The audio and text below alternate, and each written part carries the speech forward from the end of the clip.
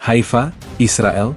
Pagi yang cerah di kota Haifa berubah menjadi mimpi buruk tak terbayangkan ketika jalan tol utama yang menjadi nadi penghubung Israel Utara dan Tengah mendadak ambruk total akibat serangan rudal. Suara dentuman dahsyat disusul getaran hebat menjadi pertanda awal sebelum seluruh struktur jembatan jalan tol itu runtuh dalam hitungan detik, menelan ratusan kendaraan dan isinya ke dalam jurang kehancuran. Menurut laporan dari Haifa Post, insiden ini terjadi sekitar pukul 8.15 pagi waktu setempat, saat arus lalu lintas sedang padat dengan para komuter dan warga yang hendak beraktivitas. Sebuah rudal presisi tinggi dilaporkan menghantam salah satu pilar utama jalan tol, memicu keruntuhan domino yang tak terhindarkan. Kami tidak bisa berbuat apa-apa. Kami melihat kilatan cahaya di kejauhan, lalu jalan bergetar seolah ada gempa besar, tutur Sarah Cohen, seorang pengemudi yang selamat karena berhasil mengerem mendadak di ujung jembatan. Kendaraan di depan saya satu persatu menghilang, seperti ditelan bumi. Saya hanya bisa berteriak dan berdoa. Pemandangan di lokasi kejadian digambarkan sebagai zona perang. Puing-puing beton, baja, dan pecahan kaca berserakan di mana-mana, diselingi oleh bangkai-bangkai kendaraan yang hancur tak berbentuk. Udara dipenuhi debu tebal dan bau mesiu. Tim penyelamat pertama yang tiba di lokasi, yang dikutip dari sumber Israel Emergency News, menggambarkan skala kehancuran yang belum pernah mereka lihat sebelumnya. Ini adalah salah satu insiden paling mematikan yang pernah kami tangani, ujar Kepala Operasi Penyelamatan, Kolonel Avi Mizrahi. Kami memperkirakan ratusan orang terjebak, banyak yang sudah tidak bernyawa. Jumlah korban tewas bisa mencapai ratusan, dan kami masih kesulitan mengidentifikasi mereka. Korban yang selamat dengan luka parah berjuang untuk keluar dari reruntuhan. Video amatir yang beredar di media sosial, dan diverifikasi oleh tim investigasi Times of Israel, menunjukkan orang-orang berlumuran darah merangkak keluar dari puing-puing, beberapa berusaha membantu korban lain yang terjebak. Kisah heroik muncul dari seorang sopir truk, David Levy, yang menggunakan truknya sebagai penghalang darurat untuk memperlambat laju kendaraan lain yang melaju ke arah jurang. Saya melihat jalan di depan saya ambruk. Tidak ada waktu untuk berpikir, saya hanya membanting kemudi dan memblokir jalan. Beberapa mobil menabrak truk saya, tapi setidaknya mereka tidak jatuh ke jurang, katanya dalam sebuah wawancara dengan Jerusalem Herald. Insiden ini segera menjadi perhatian utama pemerintah Israel. Perdana Menteri Benyamin Netanyahu, dalam konferensi pers darurat yang disiarkan langsung oleh Channel 12 News, mengutuk serangan tersebut dan berjanji untuk menemukan dan menghukum pihak yang bertanggung jawab. Ini bukan hanya serangan terhadap infrastruktur, ini adalah serangan terhadap nyawa dan masa depan kita, tegas Netanyahu. Kami akan merespons dengan kekuatan penuh dan tidak akan membiarkan tindakan terorisme semacam ini merusak Israel. Pihak militer Israel, IDF, kini tengah melakukan penyelidikan intensif untuk mengidentifikasi asal-usul rudal dan kelompok yang meluncurkannya. Laporan intelijen awal yang diperoleh dari sumber rahasia Middle East Observer mengindikasikan bahwa rudal tersebut mungkin berasal dari kelompok militan di wilayah utara. Pekerjaan penyelamatan terus berlangsung dengan sangat hati-hati. Tim SAR gabungan, dibantu oleh para relawan dan peralatan berat, menghadapi tantangan besar. Medan yang sulit dan risiko runtuhan susulan membuat setiap langkah evakuasi menjadi sangat berisiko. Kami harus sangat teliti. Setiap pergerakan alat berat bisa memicu runtuhan baru dan membahayakan baik korban maupun tim kami, jelas seorang insinyur struktural yang bekerja di lokasi, sebagaimana dilaporkan oleh Israel Defense News. Pemerintah telah mengeluarkan peringatan bagi warga untuk menjauhi area kejadian dan memberikan ruang bagi tim penyelamat untuk bekerja. Insiden tragis ini tidak hanya melumpuhkan lalu lintas di Israel Utara, tetapi juga meninggalkan luka mendalam bagi seluruh bangsa. Ratusan keluarga kini hidup dalam ketidakpastian, menanti kabar dari orang-orang terkasih mereka yang mungkin terjebak di bawah puing-puing jalan tol yang hancur. Ini adalah hari yang akan dicatat dalam sejarah sebagai salah satu hari paling kelam dalam sejarah modern Israel. Jalan tol utama yang kini hancur lebur di Haifa bukanlah sekadar infrastruktur biasa, ia adalah arteri vital yang menopang denyut nadi ekonomi dan mobilitas Israel. Sebelum tragedi serangan rudal, jalan ini dikenal sebagai jalur tercepat dan tersibuk yang menghubungkan pusat industri, teknologi, dan pelabuhan di utara dengan ibu kota serta wilayah tengah Israel. Ia menjadi jalur sehari-hari bagi ribuan pekerja, pengusaha, dan keluarga yang bepergian. Jalan ini adalah hidup kami. Setiap hari saya melewatinya untuk bekerja di Tel Aviv, dan sekarang sudah tidak ada lagi, ujar seorang pedagang, Yitzhak Shalev, yang dikutip oleh Haifa Economic Review. Hancurnya jalan ini tidak hanya merenggut nyawa, tetapi juga memutus jalur logistik, perdagangan, dan komunikasi yang sangat krusial. Pembangunan jalan tol ini, yang dimulai pada awal 2000-an dan selesai pada 2010, dipandang sebagai proyek kebanggaan nasional. Menurut arsip Israel Ministry of Transport, proyek ini menelan biaya miliaran shekel dan dirancang untuk menahan guncangan gempa bumi serta kondisi cuaca ekstrim. Namun, tidak ada yang pernah membayangkan bahwa ia akan menjadi target serangan rudal presisi tinggi. Struktur ini dibangun dengan standar keamanan tertinggi. Namun, rudal yang digunakan tampaknya memiliki daya ledak dan penetrasi yang luar biasa, dirancang khusus untuk menghancurkan struktur beton bertulang, jelas Dr. Ronen Dror, seorang insinyur struktural dari Technion Israel Institute of Technology, dalam wawancara dengan National Geographic Israel. Hancurnya jalan tol ini memunculkan pertanyaan serius tentang kerentanan infrastruktur strategis Israel terhadap serangan yang lebih canggih. Jalan tol ini juga memiliki nilai simbolis yang kuat. Ia melambangkan kemajuan, konektivitas, dan modernisasi Israel. Keruntuhannya adalah simbol dari kerentanan negara ini terhadap ancaman eksternal yang semakin canggih. Ini lebih dari sekadar kehancuran fisik. Ini adalah pukulan psikologis. Jalan yang kita lalui setiap hari, yang kita anggap aman, kini menjadi simbol ketidakamanan, kata analis keamanan, Dr. Tamar Ben-Ami, kepada Jerusalem Post. Dampak psikologis ini meluas ke seluruh masyarakat, menimbulkan ketakutan dan kekhawatiran tentang serangan serupa di masa depan. Dampak ekonomi dari runtuhnya jalan tol ini sangat besar dan segera terasa. Pelabuhan Haifa, salah satu yang terbesar di Israel, kini menghadapi masalah serius dalam mendistribusikan barang-barang ke bagian tengah dan selatan negara. Menurut laporan dari Globes Business Journal, perusahaan logistik dan manufaktur telah melaporkan kerugian jutaan dolar setiap jamnya karena kemacetan parah di rute alternatif yang tidak memadai. Rantai pasokan kami lumpuh.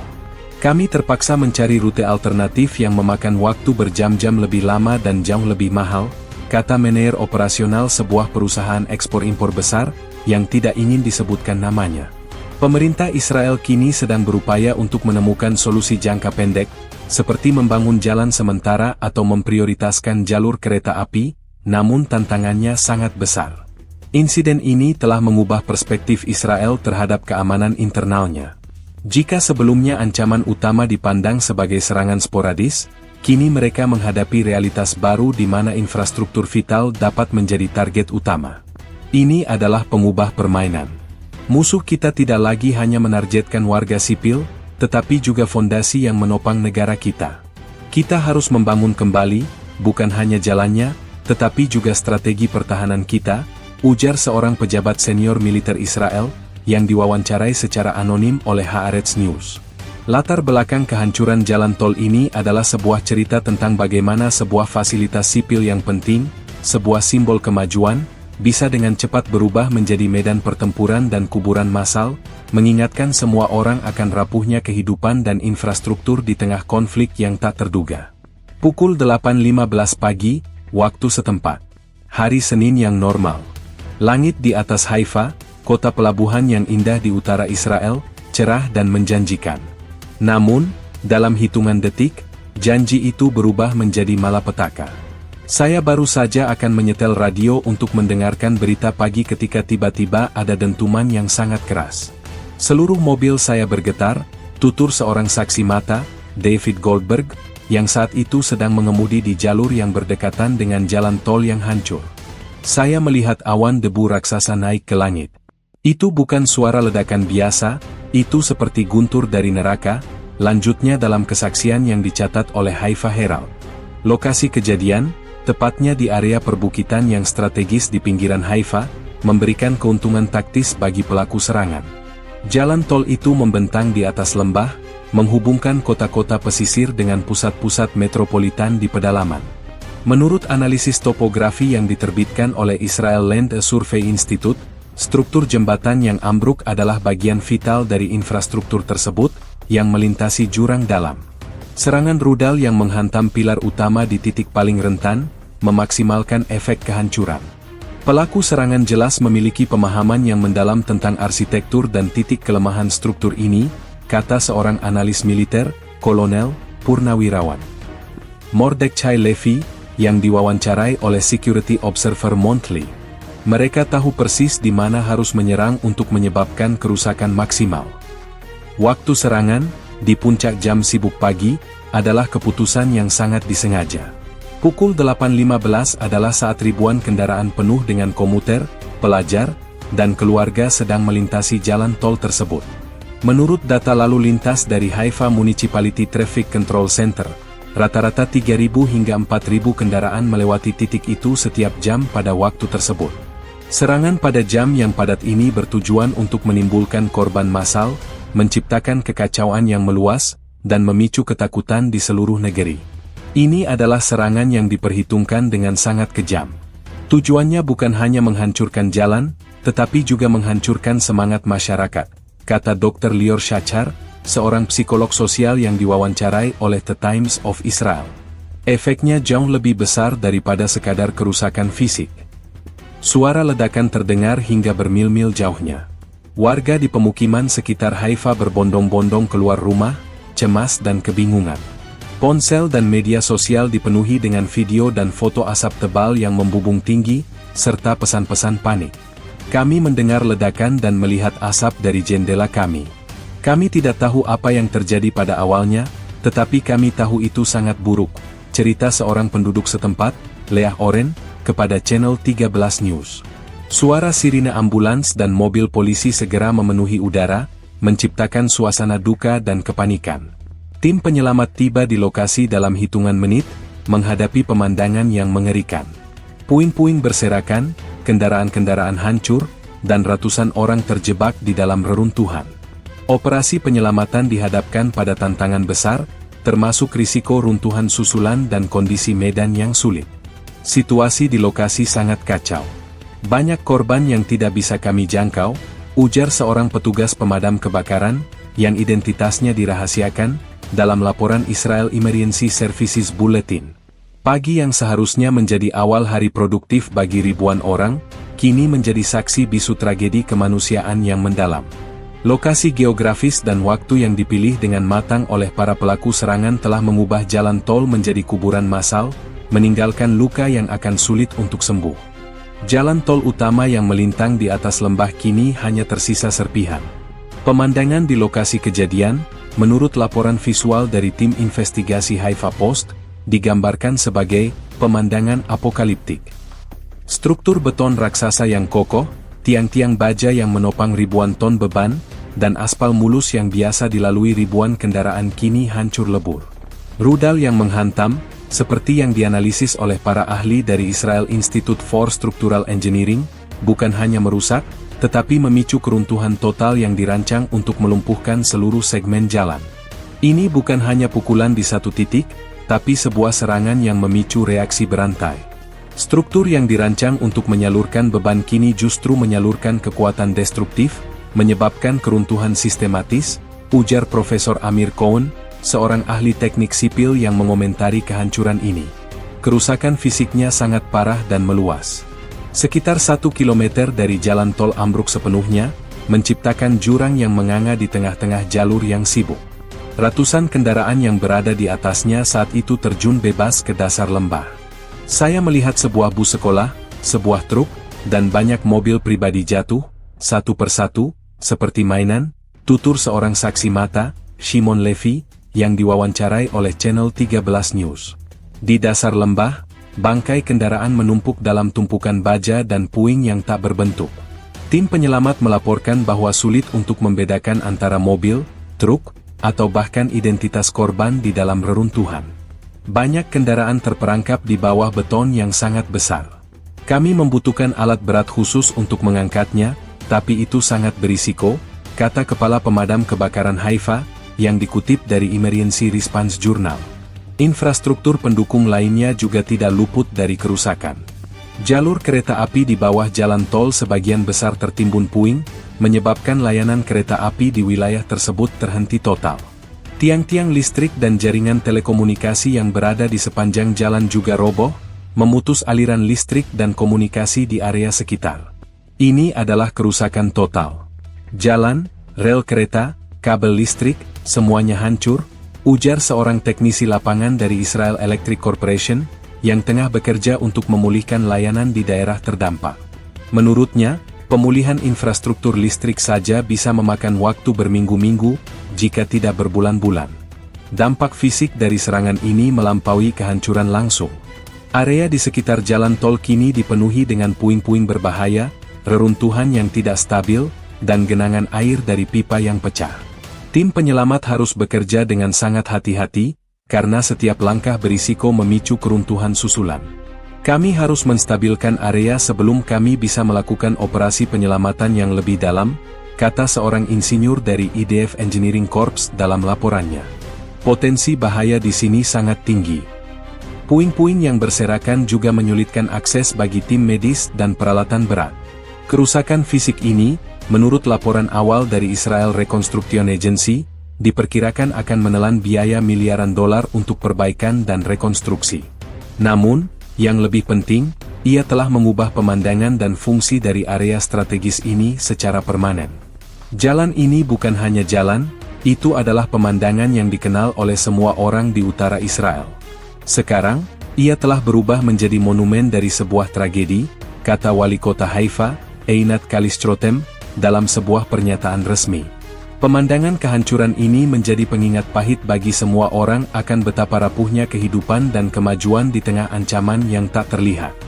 Pukul 8.14 pagi, waktu setempat, lalu lintas di jalan tol utama Haifa mengalir seperti biasa.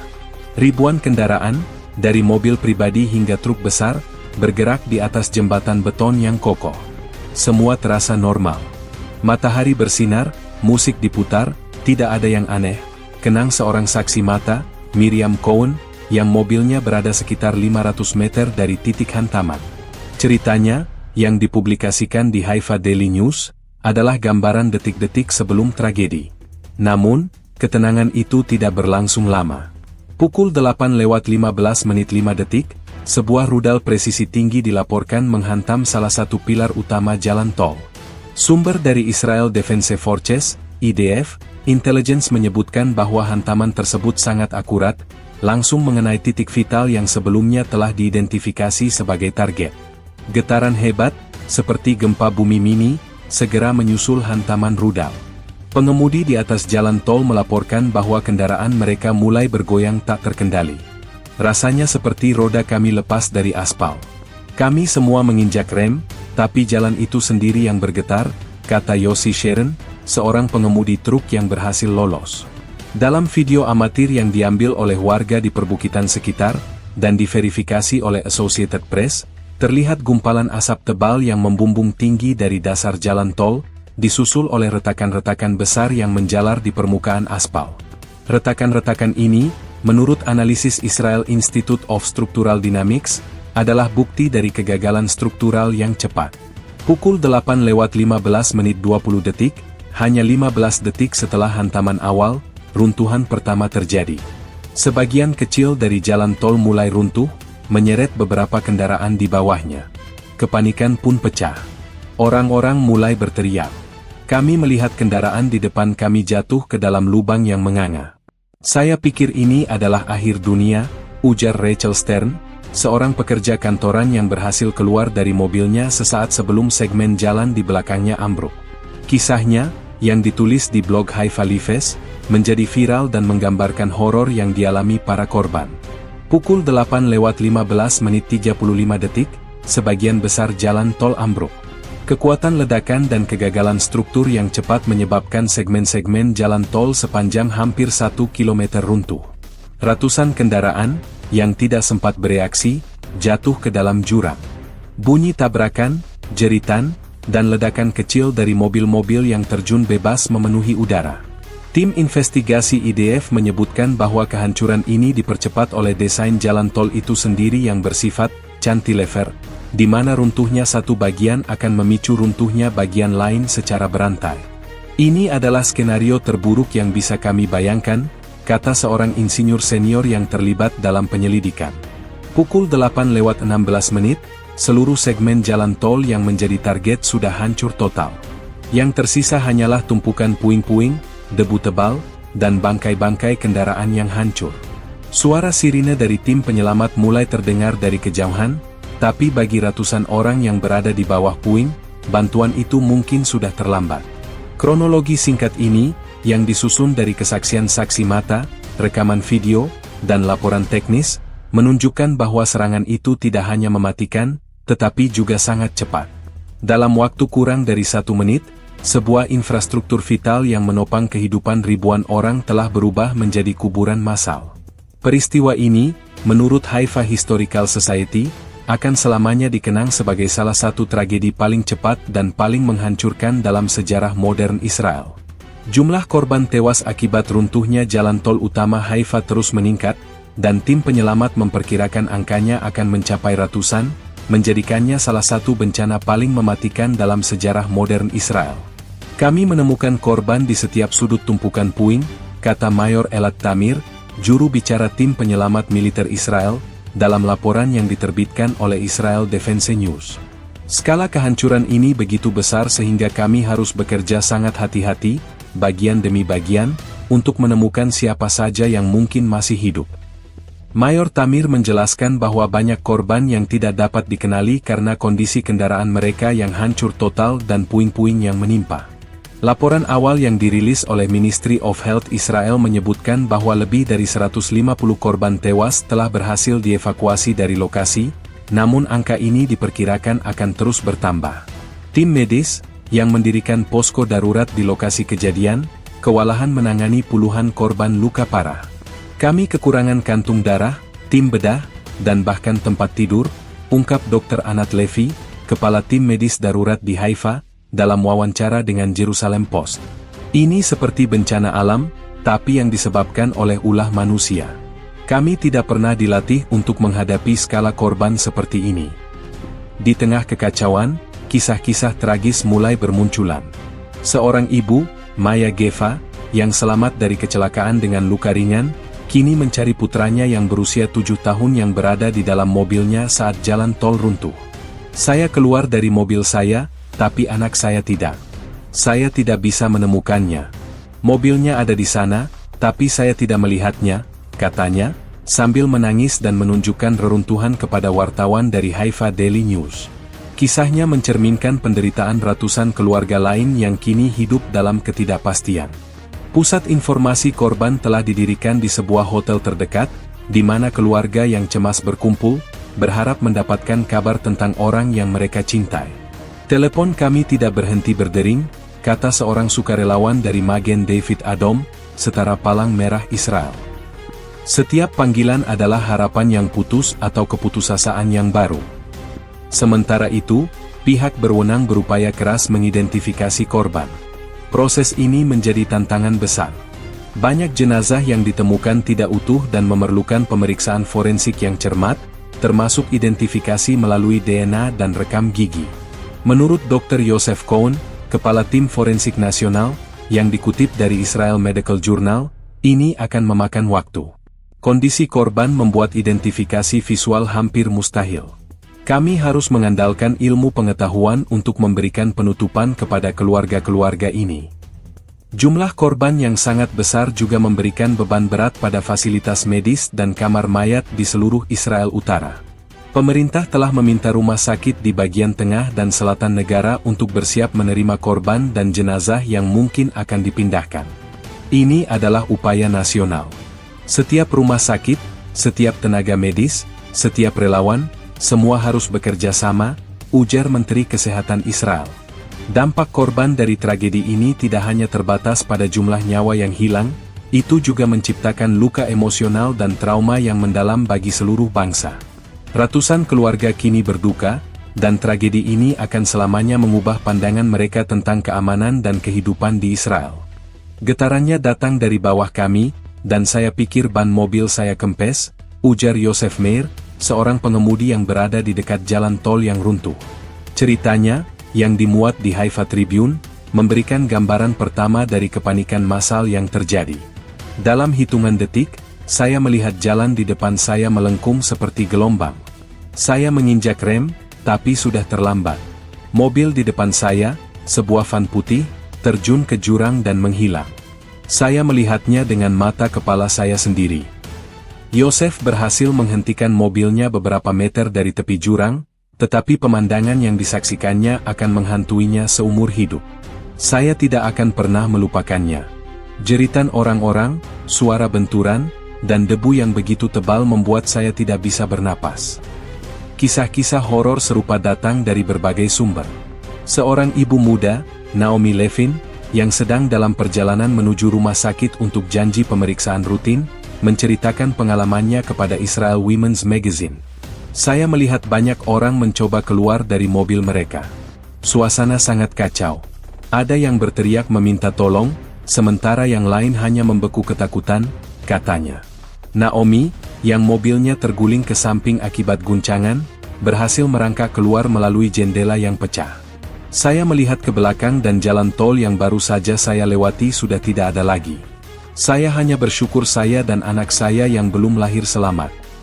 Para saksi mata yang berada di dasar lembah juga memberikan kesaksian yang mengerikan. Einaf Sasson, seorang petani yang sedang bekerja di kebunnya di bawah jalan tol, menyaksikan seluruh kejadian. Saya mendengar suara mendesing, lalu ledakan. Lalu langit di atas saya mendadak dipenuhi mobil dan puing-puing yang jatuh. Saya lari, sekuat tenaga saya lari, ceritanya kepada The Times of Israel. Einaf menjadi salah satu orang pertama yang menghubungi layanan darurat. Saya tidak tahu harus bilang apa. Saya hanya berteriak bahwa jalan tol itu jatuh. Sulit untuk dipercaya, bahkan bagi saya yang melihatnya langsung. Kesaksian-kesaksian ini, yang dikumpulkan oleh tim psikolog yang dikirim ke lokasi kejadian, mengungkapkan trauma mendalam yang dialami oleh para penyintas. Mereka semua mengalami syok. Pemandangan kehancuran itu terlalu berat untuk dicerna oleh pikiran manusia, jelas Dr. Lior Sharon, seorang psikolog klinis yang bekerja di Pusat Penanganan Trauma di Haifa. Laporannya, yang dipublikasikan oleh Israel Trauma Center, menekankan pentingnya dukungan psikologis jangka panjang bagi semua yang terlibat, baik korban langsung maupun saksi mata. Seorang pengemudi taksi, Avi Goldstein, yang berhasil menepi setelah merasakan getaran, bercerita kepada Jerusalem Post tentang pengalamannya yang unik. Saya melihat sebuah mobil di depan saya terlempar ke udara. Rasanya seperti adegan film aksi yang mengerikan, tapi ini nyata. Saya tidak bisa tidur sejak itu. Setiap kali saya menutup mata, saya melihat mobil itu jatuh. Kesaksiannya menjadi pengingat pahit bahwa peristiwa ini tidak hanya merenggut nyawa, tetapi juga meninggalkan luka psikologis yang dalam. Setiap saksi mata menjadi bagian dari sejarah tragis ini, dengan kenangan yang tidak akan pernah hilang. Pemerintah Israel segera mengumumkan tragedi runtuhnya jalan tol utama di Haifa sebagai salah satu serangan paling mematikan dalam sejarah modern negara itu. Perdana Menteri Benyamin Netanyahu, dalam pidato yang disiarkan langsung oleh Channel 12 News, menyatakan, hari ini adalah hari yang gelap bagi Israel. Serangan keji ini terhadap infrastruktur sipil kita, yang menewaskan ratusan warga tak berdosa, adalah tindakan terorisme yang tidak dapat dimaafkan. Netanyahu menambahkan bahwa serangan ini melampaui batas-batas konflik yang biasa dan merupakan deklarasi perang terhadap kehidupan dan keamanan warga sipil. Kami akan merespons dengan seluruh kekuatan yang kami miliki, tegasnya. Pernyataan ini segera didukung oleh para menteri kabinet dan pejabat militer. Menteri Pertahanan Yoav Gallant, dalam sebuah konferensi pers di markas besar militer, yang diliput oleh Israel Defense News, mengatakan bahwa intelijen telah dikerahkan sepenuhnya untuk mengidentifikasi pelaku dan target rudal. Ini bukan serangan sembarangan. Ini adalah serangan yang direncanakan dengan sangat matang untuk menimbulkan kerugian maksimal, kata Gallant. Kami tahu rudal ini memiliki jangkauan dan presisi yang tidak biasa. Kami akan menemukan siapa yang mengirimnya dan memastikan mereka membayar mahal. Respons pemerintah tidak hanya terbatas pada retorika keras. Kabinet darurat segera dibentuk untuk mengoordinasikan operasi penyelamatan, pemulihan, dan keamanan. Menteri Keamanan Nasional, Itamar Ben-Gvir, dalam wawancara dengan Yet News, mengumumkan pengerahan tambahan unit polisi dan tentara untuk memastikan keamanan di seluruh wilayah utara. Kami tidak akan mengambil risiko. Setiap ancaman akan ditangani dengan cepat dan tegas, ujarnya.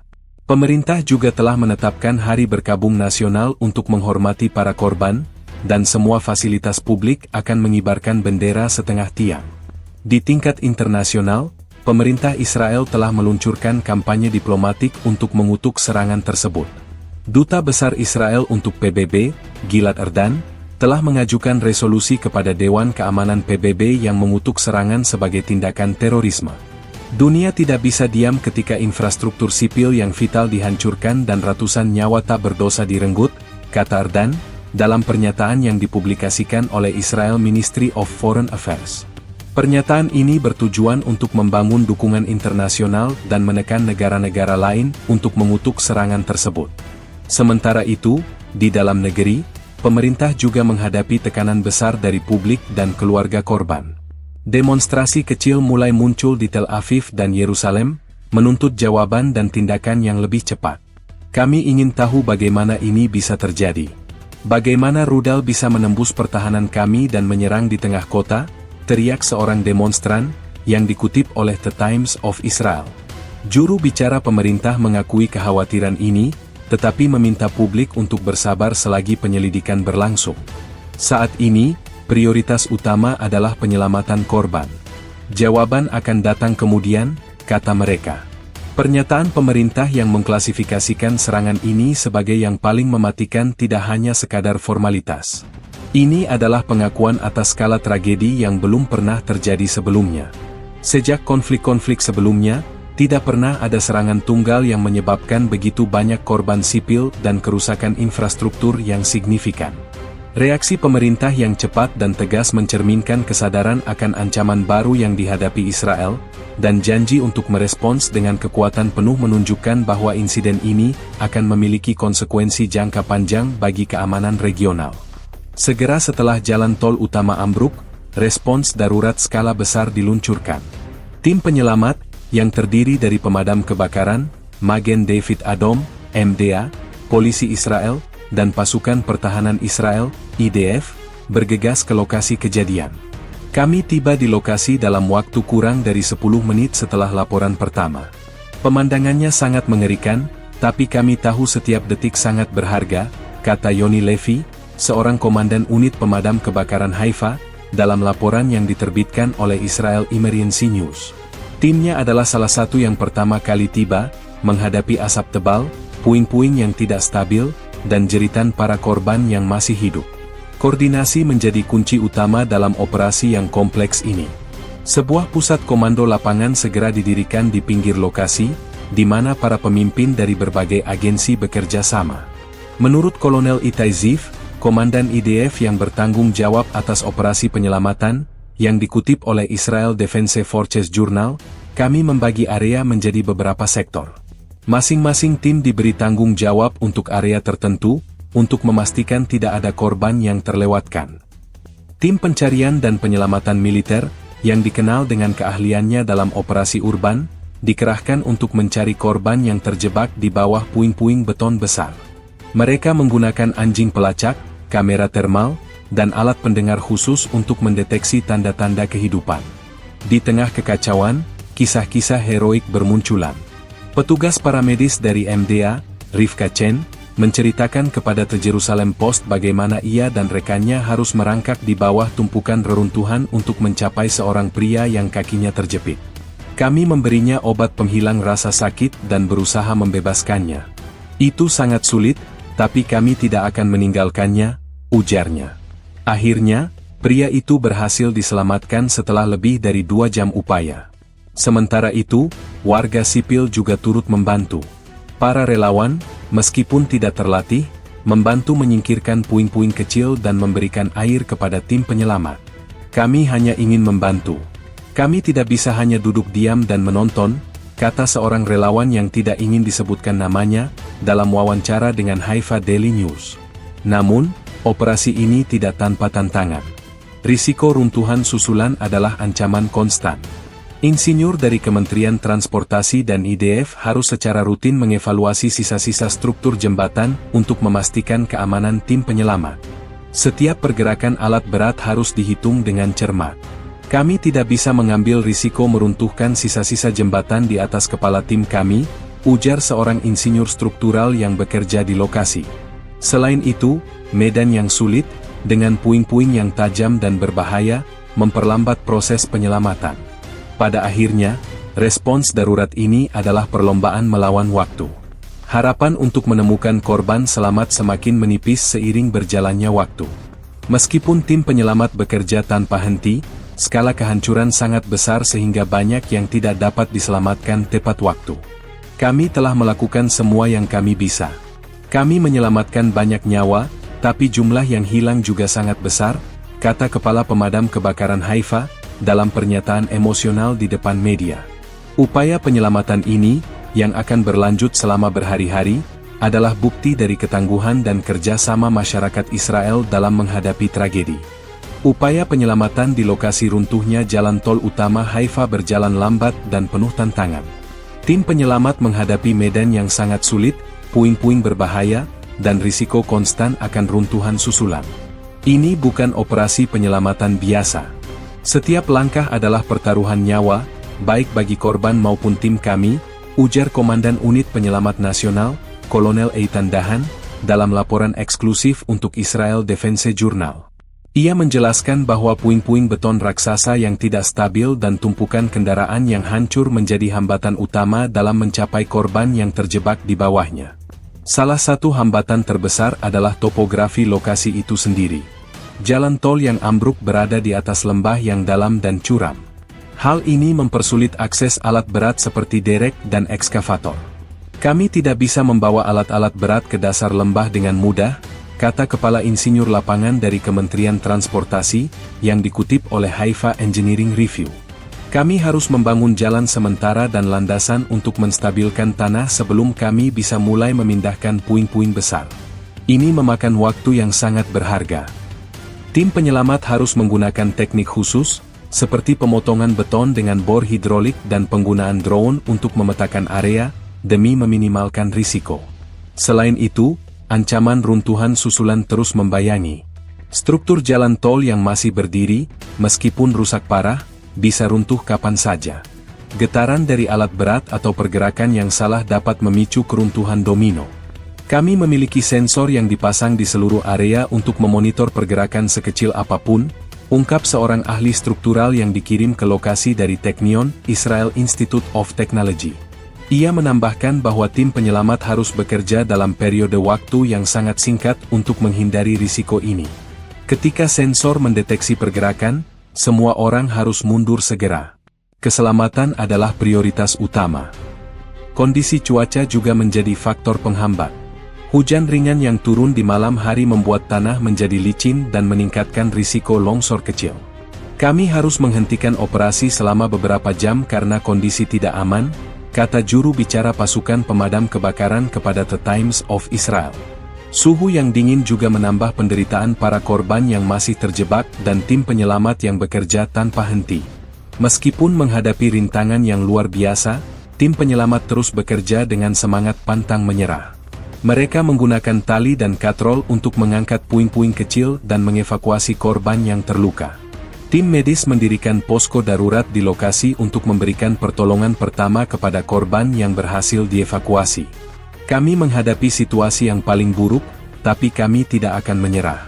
Kami akan terus bekerja sampai kami menemukan setiap korban, kata seorang petugas penyelamat, yang dikutip oleh Haifa Daily News.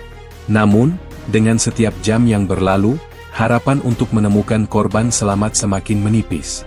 Tantangan yang dihadapi tim penyelamat adalah bukti betapa parahnya skala kehancuran dan betapa heroiknya upaya yang dilakukan untuk mengatasi dampak dari tragedi ini.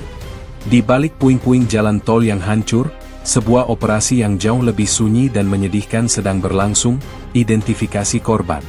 Prosesnya sangat lambat dan penuh tantangan, ungkap Dr. Yael Shlomo, Kepala Pusat Forensik Nasional Israel, yang dikutip oleh Israel Medical Journal. Banyak jenazah yang ditemukan dalam kondisi yang tidak bisa dikenali secara visual. Kami harus mengandalkan ilmu forensik mutakhir untuk memberikan penutupan kepada keluarga-keluarga ini.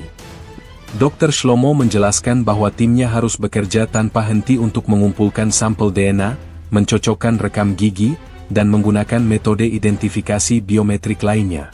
Ribuan keluarga yang cemas telah membanjiri pusat informasi yang didirikan di Haifa, memegang foto-foto orang yang mereka cintai, berharap mendapatkan kabar. Suami saya seharusnya sudah sampai di kantor sejak 2 jam yang lalu, ujar seorang wanita yang gemetar, Sarah Ben David, kepada seorang reporter dari Haifa Daily News. Ponselnya tidak aktif. Saya hanya ingin tahu, apakah dia ada di sana? Kisah seperti Sarah mencerminkan penderitaan kolektif dari masyarakat yang kini hidup dalam ketidakpastian. Antrean panjang orang-orang yang ingin memberikan sampel DNA untuk dicocokkan dengan jenazah yang tidak dikenal mengular di luar pusat forensik, menunjukkan skala tragedi yang luar biasa. Salah satu tantangan terbesar dalam proses identifikasi adalah kondisi jenazah. Banyak korban terjebak di dalam kendaraan yang hancur, terkubur di bawah puing-puing beton. Suhu di bawah reruntuhan bisa sangat tinggi, dan puing-puing itu sendiri bisa menyebabkan kerusakan yang sangat parah, kata seorang ahli patologi forensik yang bekerja di lokasi kejadian. Kondisi ini membuat identifikasi dengan cara konvensional, seperti pengenalan wajah atau sidik jari, menjadi hampir tidak mungkin.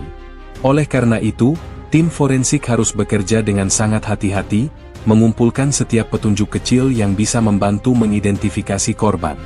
Proses identifikasi ini juga memiliki dampak psikologis yang besar bagi para petugas. Setiap kali kami berhasil mengidentifikasi seorang korban, itu adalah momen yang campur aduk. Kami merasa lega karena bisa memberikan jawaban kepada keluarga, tetapi juga sedih karena itu adalah akhir dari harapan mereka, ujar seorang petugas dari unit kepolisian forensik, yang diwawancarai secara anonim oleh The Times of Israel. Kami melihat tragedi ini setiap hari, setiap jam. Pemerintah Israel telah mengumumkan akan memberikan dukungan psikologis bagi tim yang terlibat dalam operasi identifikasi, menyadari beratnya beban mental yang mereka pikul.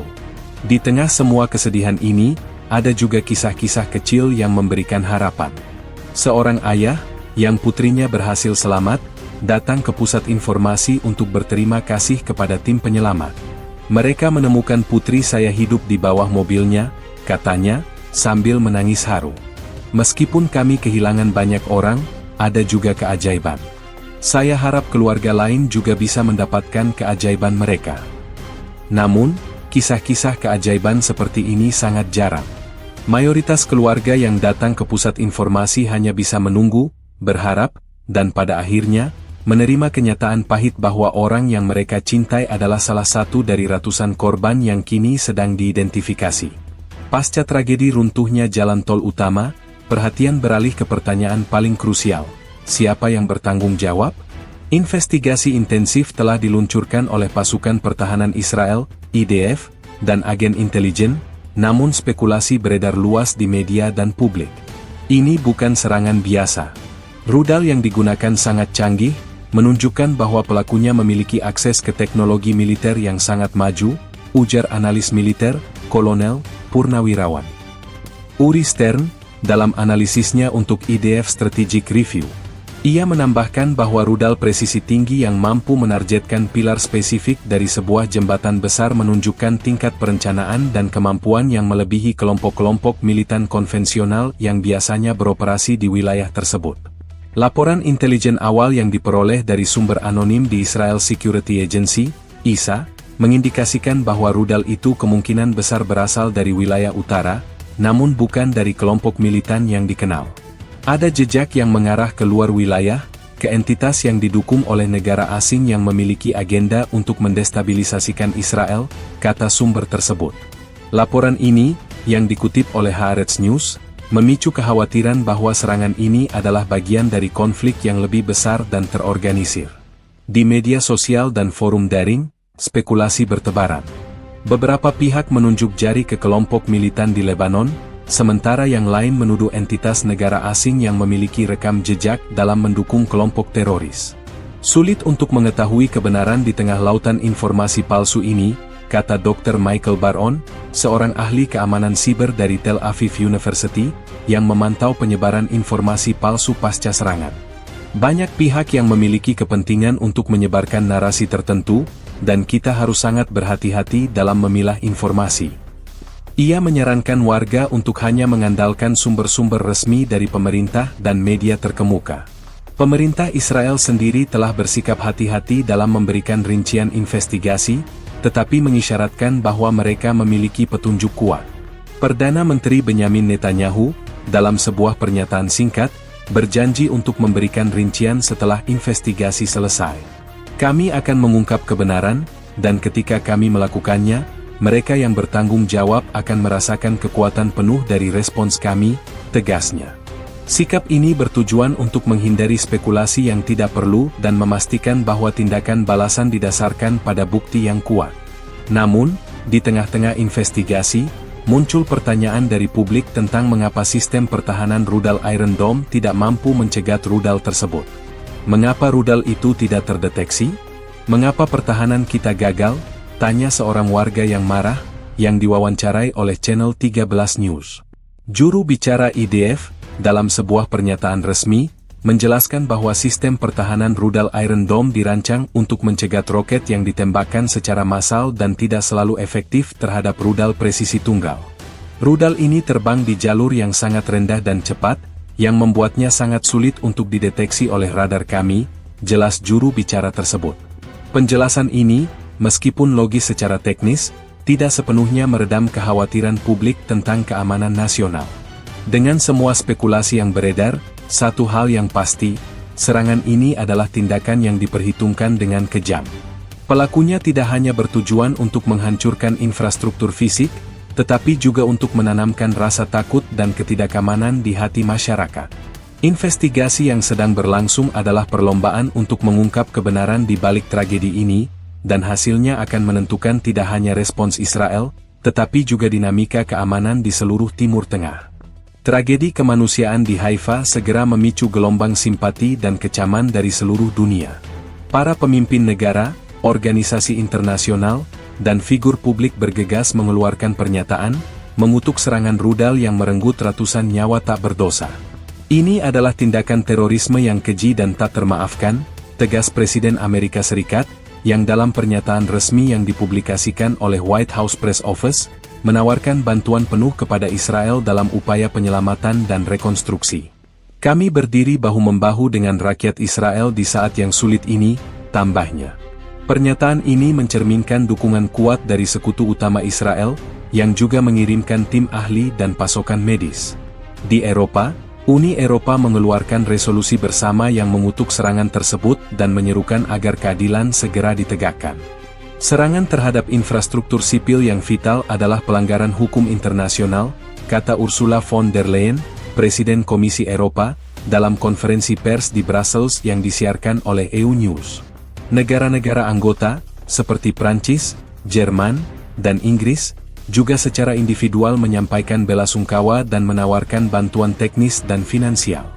Pikiran kami bersama para korban dan keluarga mereka. Kami siap membantu dengan cara apapun yang kami bisa, ujar Menteri Luar Negeri Inggris, David Cameron, dalam sebuah tweet yang dikutip oleh BBC News. Namun, respons internasional tidak seragam. Meskipun sebagian besar negara mengutuk serangan itu, ada juga pihak yang bersikap lebih hati-hati. Beberapa negara di Timur Tengah dan Asia, meskipun menyampaikan belasungkawa, tidak secara langsung menunjuk jari pada siapapun dan menyerukan semua pihak untuk menahan diri. Kami berduka atas hilangnya nyawa manusia, dan kami menyerukan semua pihak untuk deeskalasi dan mencari solusi damai, kata juru bicara Kementerian Luar Negeri Mesir, dalam pernyataan yang diliput oleh Al-Ahram.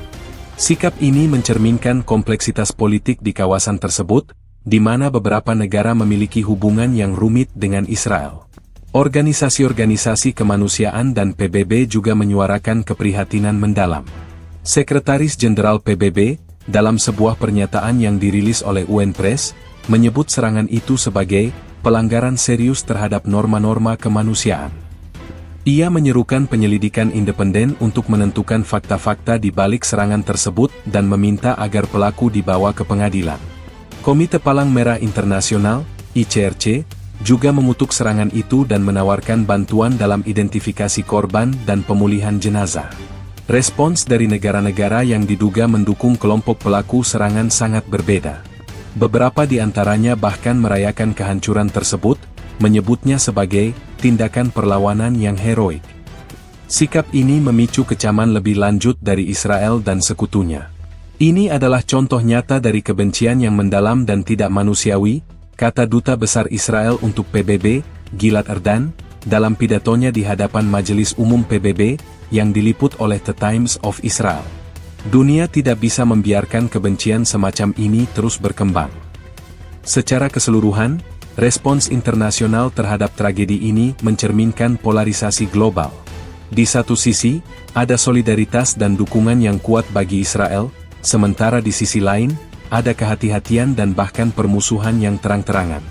Namun, satu hal yang pasti, tragedi di Haifa telah menarik perhatian dunia dan akan terus menjadi isu utama dalam diplomasi internasional di masa depan. Dukungan yang diberikan, baik dalam bentuk kata-kata maupun tindakan, akan sangat berarti bagi Israel dalam menghadapi tantangan berat yang ada di depan. Runtuhnya jalan tol utama di Haifa tidak hanya meninggalkan puing-puing dan duka, tetapi juga mengisyaratkan perubahan fundamental dalam strategi keamanan dan infrastruktur Israel. Ini adalah pengubah permainan, tegas Mayor Jenderal Purnawirawan Avi Benayahu, mantan juru bicara IDF, dalam analisis mendalamnya yang dipublikasikan oleh Israel Defense and Security Review. Musuh kita telah menunjukkan kemampuan untuk menyerang infrastruktur vital kita dengan presisi tinggi. Kita tidak bisa lagi hanya fokus pada pertahanan terhadap roket dan serangan terowongan. Kita harus bersiap menghadapi ancaman rudal presisi yang ditargetkan. Di masa depan, prediksi para ahli adalah bahwa Israel akan menginvestasikan miliaran dolar untuk membangun kembali jalan tol dengan standar keamanan yang jauh lebih ketat. Menurut Dr. Eli Manor, seorang insinyur sipil dari Technion Israel Institute of Technology, yang diwawancarai oleh Globes Business Journal, desain jembatan masa depan harus menyertakan fitur anti-rudal, seperti tiang penyangga yang lebih tebal dan material komposit yang mampu menyerap energi ledakan. Selain itu, ada kemungkinan besar bahwa jalan tol baru akan dibangun di bawah tanah atau di lokasi yang lebih sulit dijangkau oleh rudal, meskipun itu akan memakan biaya dan waktu yang jauh lebih banyak. Selain infrastruktur fisik, tragedi ini juga akan mengubah strategi pertahanan Israel. Pemerintah akan dipaksa untuk memikirkan kembali penempatan sistem pertahanan rudal mereka. Kita harus memperluas jangkauan dan densitas sistem pertahanan kita, kata seorang pejabat senior dari Kementerian Pertahanan, yang dikutip secara anonim oleh Haaretz News. Ia mengisyaratkan bahwa Israel mungkin akan mengembangkan sistem pertahanan baru yang dirancang khusus untuk mencegat rudal presisi tinggi yang terbang rendah. Peningkatan keamanan juga akan diterapkan pada infrastruktur penting lainnya, seperti pembangkit listrik, fasilitas desalinasi, dan bandara. Dampak jangka panjang tidak hanya bersifat militer dan teknis, tetapi juga sosial dan psikologis. Kehancuran jalan tol ini telah menanamkan rasa kerentanan yang mendalam di kalangan masyarakat Israel. Orang-orang akan berpikir dua kali sebelum menggunakan jalan tol atau pergi ke tempat-tempat yang dianggap sebagai target potensial, ujar Dr. Tal Ben-Sahar, seorang psikolog ternama yang diwawancarai oleh The Times of Israel. Akan ada kebutuhan besar untuk layanan dukungan psikologis di seluruh negeri. Proses penyembuhan dari trauma kolektif ini akan memakan waktu bertahun-tahun, dan mungkin akan mengubah cara pandang masyarakat terhadap keamanan dan kehidupan sehari-hari mereka. Secara politis, serangan ini akan memperkuat posisi para politisi garis keras yang menyerukan respons militer yang lebih kuat. Tidak ada toleransi untuk serangan seperti ini. Kita harus menghancurkan infrastruktur teroris dimanapun mereka berada, kata seorang anggota Knesset dari Partai Sayap Kanan, yang dikutip oleh Yet News. Pandangan ini akan berhadapan dengan pihak yang lebih moderat, yang khawatir bahwa respons militer yang terlalu agresif dapat memicu eskalasi konflik regional yang lebih besar. Pada akhirnya, masa depan Israel setelah tragedi ini akan ditentukan oleh bagaimana negara ini menyeimbangkan antara membangun kembali dengan lebih kuat, meningkatkan keamanan, dan mengatasi trauma psikologis yang mendalam. Runtuhnya jalan tol utama di Haifa adalah sebuah peringatan pahit bahwa ancaman terhadap Israel tidak hanya berasal dari perbatasan, tetapi juga bisa datang dari atas, mengubah lanskap keamanan dan kehidupan sehari-hari secara permanen. Kita tidak bisa kembali ke cara kita hidup sebelumnya. Kita harus beradaptasi, kita harus berevolusi, atau kita akan menghadapi risiko yang sama lagi, pungkas Mayor Jenderal Purnawirawan Benayahu. Di atas tumpukan puing dan kenangan pahit, rencana ambisius untuk rekonstruksi jalan tol utama Haifa mulai terbentuk. Kami tidak akan membiarkan tragedi ini mendefinisikan kami, ujar Menteri Transportasi Israel, dalam konferensi pers yang disiarkan oleh Channel 13 News. Kami akan membangun kembali jalan tol ini, lebih kuat, lebih aman, dan lebih cepat dari yang bisa dibayangkan musuh-musuh kita. Ini akan menjadi simbol ketahanan dan kekuatan kita. Pernyataan tersebut menandai dimulainya babak baru yang penuh tantangan, membangun kembali infrastruktur vital dari nol. Rencana rekonstruksi, yang diperkirakan menelan biaya miliaran shekel, tidak hanya berfokus pada perbaikan fisik. Menurut laporan dari Israel Ministry of Transport, proyek ini akan mengintegrasikan teknologi anti-rudal dan fitur keamanan canggih. Kami belajar dari tragedi ini, kata Dr. Yitzhak Rabin, kepala tim insinyur yang ditunjuk untuk proyek tersebut, dalam wawancara dengan Haifa Engineering Review. Struktur baru akan memiliki tiang penyangga yang diperkuat dengan material komposit yang mampu menahan hantaman langsung. Kami juga akan memasang sensor dan sistem peringatan dini di seluruh struktur untuk mendeteksi ancaman di masa depan. Proyek ini dijadwalkan akan dimulai dalam beberapa bulan setelah puing-puing dibersihkan sepenuhnya, dan diperkirakan akan memakan waktu setidaknya 3 tahun. Sementara itu, solusi sementara sedang diimplementasikan untuk mengurangi dampak ekonomi dan logistik. Kami telah mengalihkan sebagian besar lalu lintas ke jalan alternatif dan meningkatkan frekuensi layanan kereta api, kata juru bicara Kementerian Transportasi. Ini tidak ideal, tapi ini adalah cara terbaik untuk menjaga perekonomian tetap berjalan. Rencana jangka pendek ini, yang juga dilaporkan oleh Globes Business Journal, termasuk pembangunan jembatan sementara untuk bus dan kendaraan darurat, serta penambahan jalur dan rambu lalu lintas di rute alternatif untuk mengurangi kemacetan. Di tengah semua perencanaan teknis dan logistik ini, ada juga aspek kemanusiaan yang sangat penting. Pemerintah Israel, dengan dukungan dari berbagai organisasi nirlaba, telah meluncurkan program dukungan psikologis dan finansial bagi para korban dan keluarga yang kehilangan. Rekonstruksi tidak hanya tentang beton dan baja. Ini tentang membangun kembali kehidupan yang hancur, ujar seorang relawan dari Haifa Community Support Center. Banyak keluarga kehilangan pencari nafkah, dan banyak anak kehilangan orang tua. Kami akan berada di sisi mereka setiap langkahnya. Program-program ini, yang dilaporkan oleh The Times of Israel, mencakup konseling trauma, bantuan keuangan darurat, dan dukungan dalam proses identifikasi dan pemakaman korban. Harapan baru juga muncul dari kisah-kisah pribadi.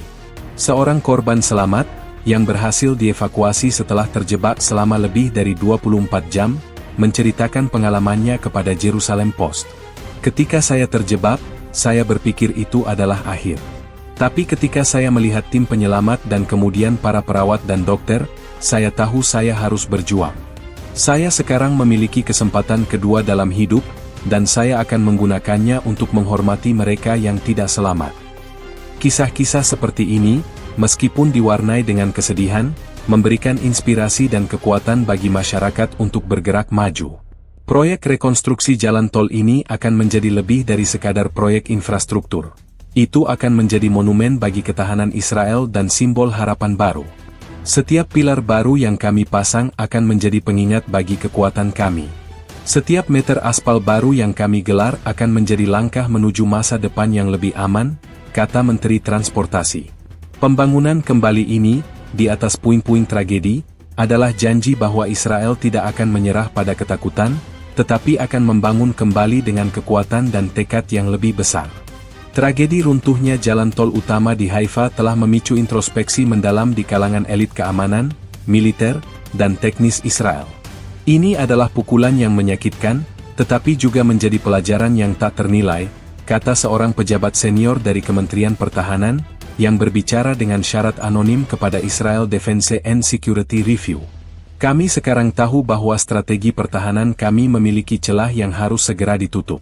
Rudal yang digunakan adalah sinyal bahwa ancaman telah berevolusi, dan kami juga harus berevolusi. Pembelajaran ini, menurutnya, akan menjadi fondasi bagi peningkatan sistem keamanan nasional yang lebih komprehensif di masa depan. Salah satu area perbaikan utama adalah sistem pertahanan udara. Meskipun Israel memiliki sistem Iron Dome yang terkenal efektif, tragedi ini menunjukkan bahwa ada jenis ancaman baru yang tidak dapat dicegat. Iron Dome dirancang untuk melindungi dari roket yang ditembakkan secara massal dan tidak berpresisi tinggi, ujar Dr. Ido Levi, seorang ahli teknologi pertahanan, dalam analisisnya untuk The Jerusalem Post. Rudal yang menyerang Haifa adalah rudal presisi yang terbang rendah. Kita membutuhkan sistem baru yang dirancang khusus untuk menghadapi ancaman semacam ini. Para ahli memprediksi bahwa Israel akan menginvestasikan miliaran dolar dalam pengembangan atau akuisisi sistem pertahanan rudal baru, seperti laser berenergi tinggi atau rudal anti-rudal yang lebih canggih. Selain itu, sistem peringatan dini juga akan ditingkatkan. Kami harus mampu mendeteksi ancaman lebih awal, kata seorang insinyur radar dari pasukan pertahanan Israel, IDF, kepada Haifa Technical Journal. Ada pembicaraan tentang pengerahan radar tambahan di perbatasan utara dan di laut, serta penggunaan satelit pengawasan yang lebih canggih. Tujuannya adalah untuk memberikan waktu yang cukup bagi masyarakat dan pihak berwenang untuk bereaksi, entah itu dengan mengambil tempat perlindungan atau mengevakuasi area yang berisiko. Namun, pengerahan teknologi semacam itu memerlukan biaya yang sangat besar dan waktu yang panjang. Di sektor sipil, fokus akan beralih ke peningkatan ketahanan infrastruktur penting. Kita tidak bisa lagi menganggap infrastruktur kita aman dari serangan, kata seorang pejabat dari Otoritas Jalan Nasional kepada Globes Business Journal. Semua jembatan, terowongan, dan fasilitas strategis harus dievaluasi ulang dan diperkuat. Rencana ini mencakup penggunaan sensor untuk memantau integritas struktural secara real-time dan pengerahan tim respons cepat yang terlatih untuk menangani keruntuhan struktur. Ada juga diskusi tentang membangun jalan darurat yang bisa digunakan jika infrastruktur utama hancur.